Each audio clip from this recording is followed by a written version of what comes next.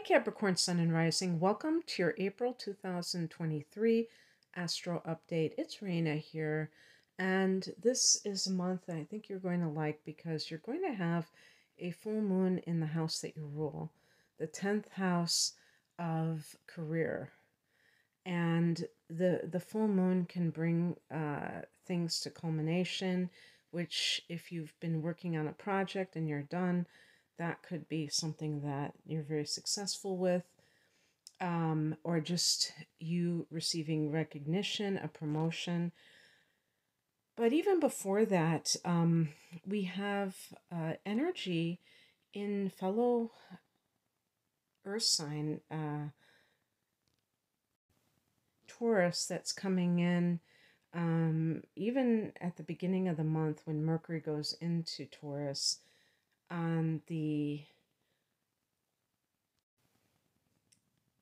third of the month, and when Mercury goes into Taurus, it'll also be joining Uranus there in this house that is connected to love and creativity. So Uranus is in your fifth house. It has been for a few years. And now you have Mercury there. You're going to have the sun there later in the month. I'll talk about that in a minute. But you're also going to have Jupiter there in May. So that's really exciting.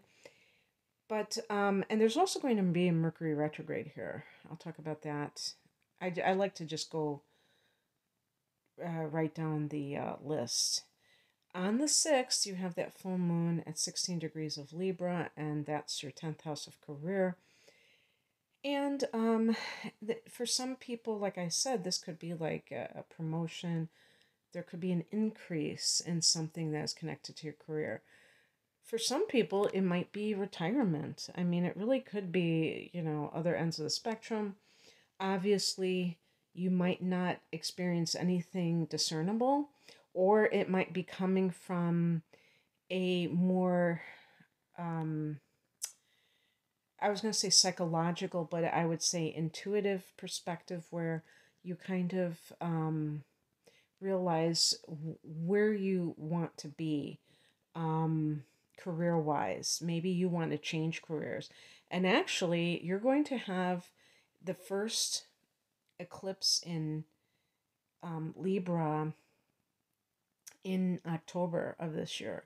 So this is kind of like some kind of I would say this is like a closure for past experiences, and that will be like a rocket ship of new beginnings because that is enhanced. It's like an enhanced new moon, this solar eclipse. And speaking of new moons, also there's going to be a solar eclipse in Aries, the first one in that pair of eclipses with Aries and Libra that's happening several weeks into April. So that, when there's a full moon, that means the sun is opposing it. So the sun is opposing this full moon from the fourth house of home and family. And what this can mean is that you have to balance demands of home and career. For Capricorn individuals, this is, I could say, the story of your life if you are somebody who has children, because since Capricorn rules the 10th house, even if a parent decides to stay home with their children, I think there's always going to be that pull towards some sort of career. Like I can't think of many Capricorns that would just forego it altogether. Maybe they would do it as a home-based business or something like that. But I just feel that Capricorns in general are very career-oriented. So it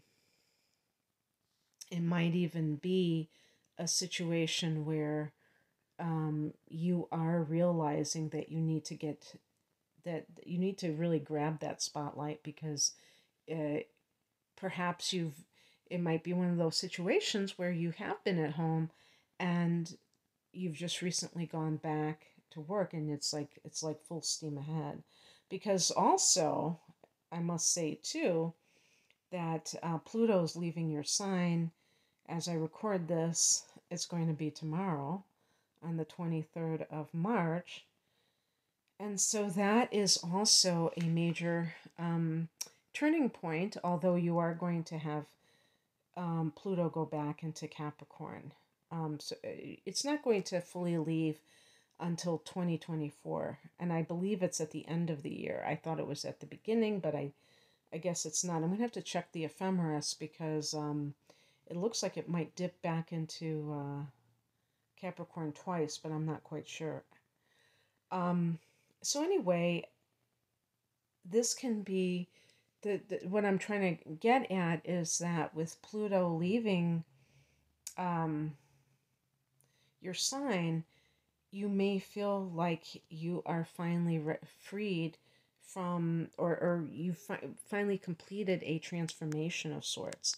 And I can't tell you what that would be. For some of you, this may be a very personal thing where it's coming from the inside. I mean, there are so many possibilities. I mean, it could actually be, for some of you, especially, I would say, Capricorn rising individuals, that it might have been a physical transformation if you healed yourself of something and it really changed your physical body. If you had some kind of disability, or, and I'm not saying since birth, but something that you had to spend a long time healing from, and now you're back in the game, if it, as it were. That could be happening. So anyway, with Mercury going into your fifth house, you could be talking to someone. You know, the kids today, or at least in the past, younger people would say, I'm talking to him or I'm talking to her. And it wasn't just talking. But I mean, it kind of sort of was. Maybe it was even dating or whatnot, but they were dealing with someone. But I'm talking about literal talking. Maybe you are flirting through your speech, somebody that you're interested in, and you're just kind of keeping it on that level. This is a time that you may come up with some ideas for creative projects, including entrepreneurial deals, because this can be the business that you own, the fifth house. On the 6th, that full moon is happening. On the 11th, Venus goes into Gemini. So Venus has been in Taurus as well. That was another planet that was in that fifth house, which is very... that was something I was going to say too, is because I was thinking about, talking to somebody at work, but I was like, okay, well, how can I make that connection to the workplace? Well, the sixth house is the workplace. And so that might be something where you're talking to someone who you are romantically interested in, and you're dealing with them. Maybe you're even starting to date, because, some places don't encourage that type of relationship, but that doesn't mean that people aren't doing it, especially nowadays when there isn't the same kind of route to meet people as there used to be. There's a lot more, closed offness, if you will. So another thing that the sixth house in Venus can be is about maybe getting a raise. So maybe you get a promotion with that full moon and then you get a raise. Venus can be money, and so in the sixth house it can mean more money at work. It can also mean, with health matters, which the sixth house can represent, that you are investing in a luxury item. I call this the Vitamix transit, some high-speed blender that costs, hundreds of dollars. Or just that you are motivated to improve your health because you want to look a certain way. Maybe it's vanity, but whatever it takes, you're willing to go there. Also, this can bring harmony, I would say actually restore harmony in the workplace. So for 7 months, you had Mars in the sixth house. This is the first month since August that you have not had Mars in that sixth house. So that now Mars is in Cancer, which is in the seventh house. That's a whole other story. I'll talk about that in a minute. Or maybe I'll talk about it right now since I'm already talking about Mars. But anyway, that can lead to conflict while it was in the workplace. And that was such a long period of time that it's like really, extended conflict in some cases. So maybe it was with a specific coworker who is now gone, who has left the building, and now it's like kind of that bad apple that is gone, and now the rest of the workplace is more harmonious. So it could be something like that. So let me just talk about Mars going into seventh since I'm bringing that up. Mars goes into uh, Cancer on March 25th. I say goes because I'm recording this on the 22nd. And so, I mean, that is a watershed moment. If you're listening in March, this is 2 days after Pluto leaves your sign. So it's really, quite interesting how that happens. Now, the seventh house is committed partnership, but it's also legal affairs. So, Mars here, for some people, this may be something that you're doing, that you're pursuing career wise. So, if that full moon meant that you were leaving a career, you might be going into the law.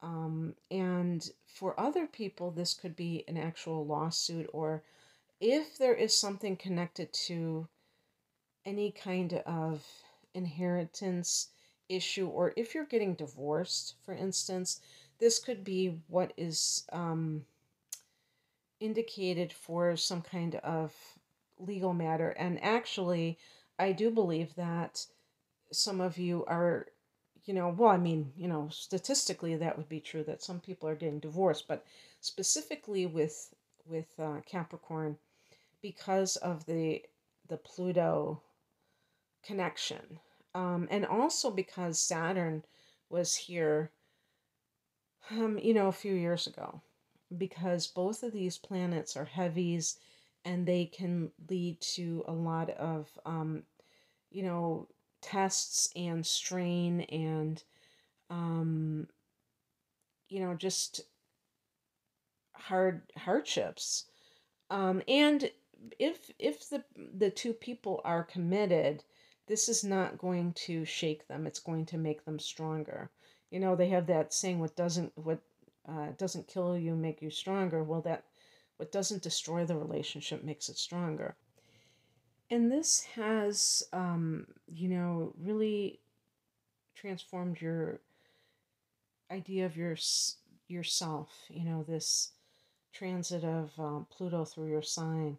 And that can't help but also transform your idea of the other, which is what the seventh house represents. We had a full moon here in January, which may have been, for some of you, very, if you were coupled at the time, it may have really um, been illuminating in some way and made you realize certain things about your relationship. For other people, it might have been the last straw. And with Mars here, there is that possibility of some kind of legal fight, but also conflict with partner. If you have a stable relationship, then this could mean that you are more active with your partner at this time.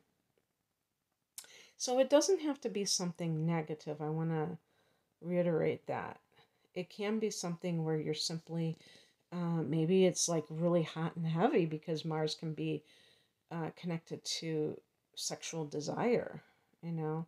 So it might be rediscovering that aspect of your relationship. Maybe one of you or both of you were more busy with work and you have more free time now, and that is a natural byproduct of that, that you're getting busy. So, yeah.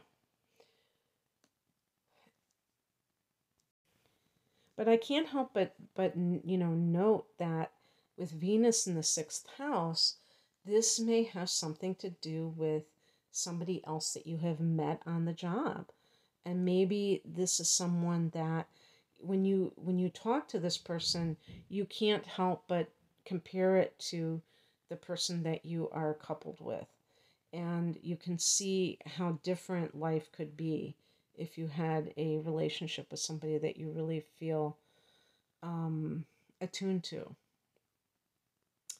On the 19th to the 20th, we have that solar eclipse I was referring to, 29 degrees of Aries, and this is the fourth house of home and family. Now, this one is very close to that. It's going to actually form a conjunction with that fifth house cusp, because it's actually 29 degrees, 50 minutes of Aries. So, this again could be something that shakes up the home front, but it also has a connection with love. And if that's the case, what is that going to mean? Does that mean that the person is thinking of a new living situation, that they don't want to necessarily live with their significant other anymore, and they're going to bring that into reality, or because it's not necessarily on that date that could occur. It could be even before this date, but also afterwards. And something, even with solar eclipses, I've heard other astrologers talk about this, and sometimes the way that they describe even a solar eclipse reminds me of a lunar eclipse, where there's endings, there's things shaking up in that area, so that and when you think about it, endings and beginnings are interchangeable at a certain level, because when one thing ends, another begins, and when one thing begins, another ends. So if you begin a new relationship and you already had one, then that one is ending, obviously. So these kinds of things can shake up the home front. This could be, like, to me, because this is a more powerful beginning. This could be even like if you move to a different country, or you move to a different, let's see, I'm trying to think if there have been any other transits that have supported that. Or you move to a different region of the country that you're in, maybe that you've never been before. Aries is the first sign of the zodiac, so it's all about exploration, adventure, and it's about bravery. And sometimes it does take bravery to do something that is completely different, not knowing what the outcome is going to be. And a few hours later, the sun goes into Taurus, and that's that fifth house, and that's very romantic, but it's also fun loving. This is a house of pleasure, so it can be a time where you are enjoying yourself. And again, because Uranus is here, not only can it mean someone coming in, like some kind of a very sudden change, or I even think sometimes they could be love at first sight. Uranus can be anything to do with, something that is unpredictable, something that is sudden, surprising. But the sun, is a ruler of the fifth house. So it really is connected to creativity and love.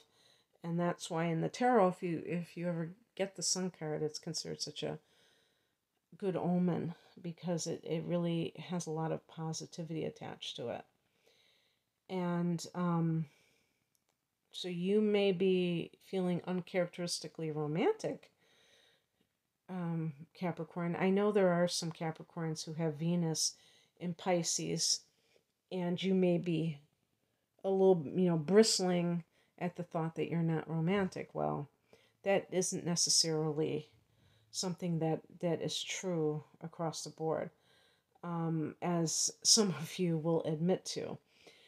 And so the next day, on the 21st, we have a Mercury retrograde at 15 degrees of Taurus. It's important to note that throughout this time, all the planets are still direct, although Mercury has been in its shadow since April 7th. So Mercury goes retrograde in that fifth house.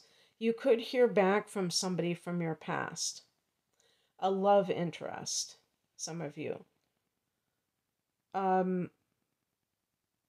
If you were involved with someone and it's kind of on again, off again, this might be on again. But remember why you split up with that person. I mean, obviously there are some times when you give something another chance and it does work out in your favor. But I'm just saying that people sometimes are just so eager to have something happen that they, or reunite with someone, that they forget that they had a pretty ugly experience that led to a breakup. And so unless something has fundamentally changed, you might be just repeating past history. So be prepared for something like that. You might be rethinking, if you've been kind of like contemplating starting a business, but you just never have gotten it off the ground. You might still be thinking, hey, maybe I will do this after all. And for some of you who are artistic, like let's say you paint pictures, this could be something that you have an online business for. I have seen, Etsy is a shop that is used to sell pictures, and I have seen on Instagram people promoting their paintings, and it's really cool because they're, some of these people are very talented, and it's like, instead of having to pay for a physical gallery, I mean, maybe some of them have galleries, I don't know, but I think that for some of them, it's an alternative to some of that. So, anyway, that's what I have for you, Capricorn. I hope that this resonated with you. If you would like a private reading, I have some package deals. I promote these because, for one reason in particular, because they are a good value, because they're 2-hour-long readings for a special price. And I have found that, unless somebody doesn't care about like transits, for instance, and they just want their astrological chart analyzed, which some people are like that. They just don't care about the other part of it. Or maybe they don't care about having their natal chart analyzed. They just want transits. But I find that a lot of people do want both, and it really is a good value. It's called my deep dive reading, an hour of natal chart analysis, hour of transits for a special price, and these are transits for the next year. Then I also have a tarot reading with a chart analysis called the whole enchilada, and I have standalone readings as well. You can find out more information at the link below. I'm at RainaMoonAstrology.com. Thank you for listening, and have a great month. Bye.